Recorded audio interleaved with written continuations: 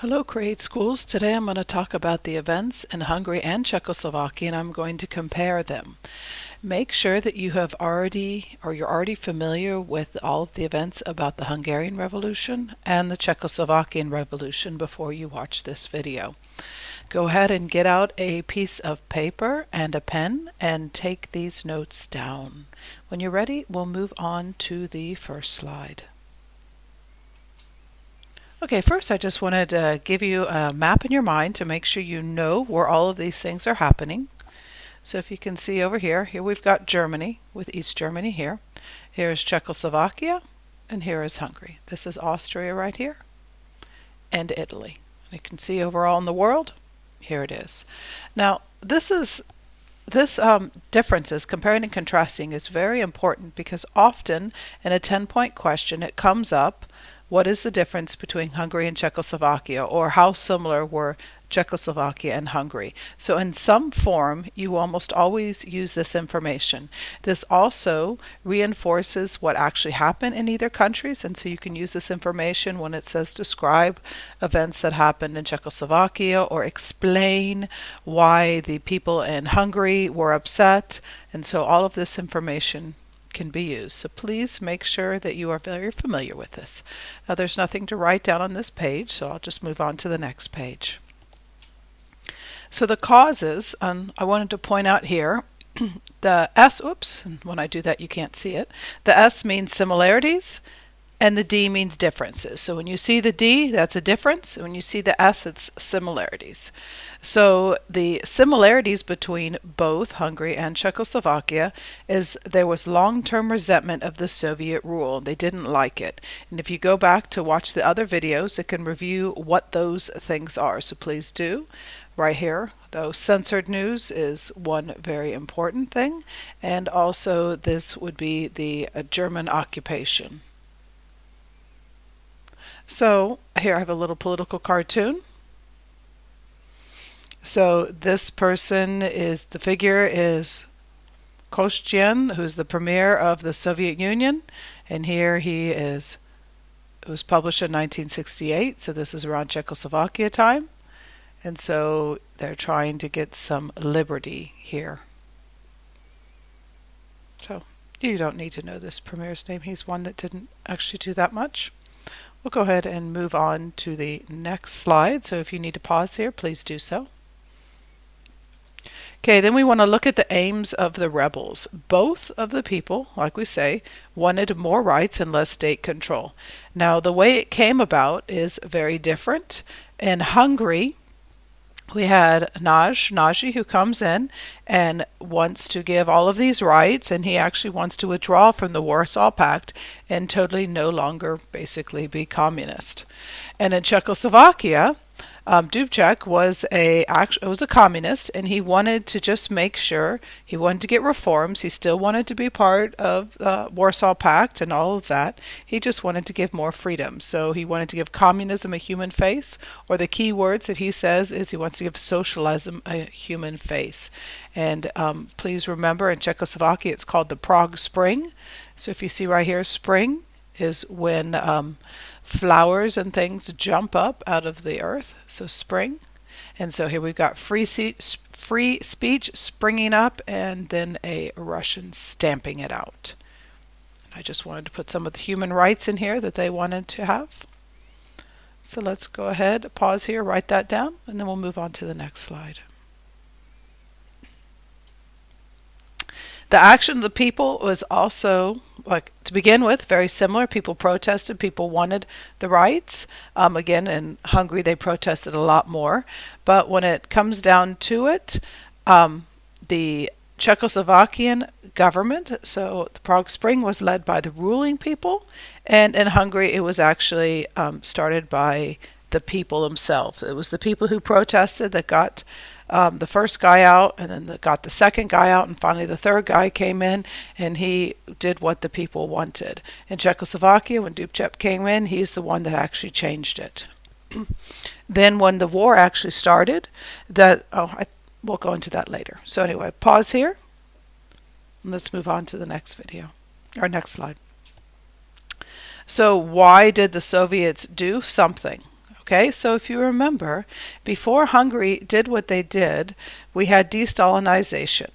Okay, Khrushchev came in and he said, we're going to ease some of the things and have less control, give you some more freedoms. But when the Hungarians decided they were going to withdraw from the Warsaw Pact, they said, ooh, we really better do something. And so for both countries, a similarity is both they were worried that they would lose control of the Eastern Europe. And so therefore, excuse me, if they become communist, or excuse me, not communist, it would actually be like the reverse of the domino effect, that other ones would fall to non-communist. And the other countries in Eastern Europe were also worried about that. Now in Czechoslovakia, the government led the Prague Spring, and so this whole idea was rather new, the concept of what Czechoslovakia was doing, and so they weren't really sure. So they actually had lots of freedoms before something happened. But finally, when Dubček decided he was going to start a second party, a second political party, the government was like, oh, this has gone a little bit too far and we have to stop it. Now in Hungary, it was just a rebellion led by the people, and finally it had gotten too far and the Soviet Union said, okay, we know how to stop this, let's just move in and stop it. Okay, pause here to take the notes and we'll go on to the next slide. So how did each country respond to the Soviets? So this is what I was getting ready to say later, the actions of the people. Basically, both leaders were removed from power, and I've got another slide about what happens with them. There was lots of people that migrated out or left. They emigrated. Huge numbers. That's gone over in the Hungarian one, how huge it is.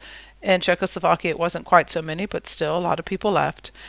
So the response, though, during the actual battling, the Hungarian people fought back. They armed themselves and they fought in the streets. Even children, well, probably not that young children, but women, everyone fought back. In Czechoslovakia, the government ordered them not to fall back. So there was a lot of peaceful protests. There were some protests that include suicide. Here's the famous pictures of the Czechoslovakian giving the Russian people flowers or putting flowers in the tanks. And so it was much more calm. So, of course, a lot less people died. And, of course, in Hungary, lots of people died. Again, review the facts there on the other video if you need to.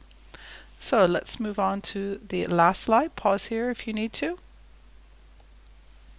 Actually, I'm sorry, there's one more slide after this. The reaction of the world.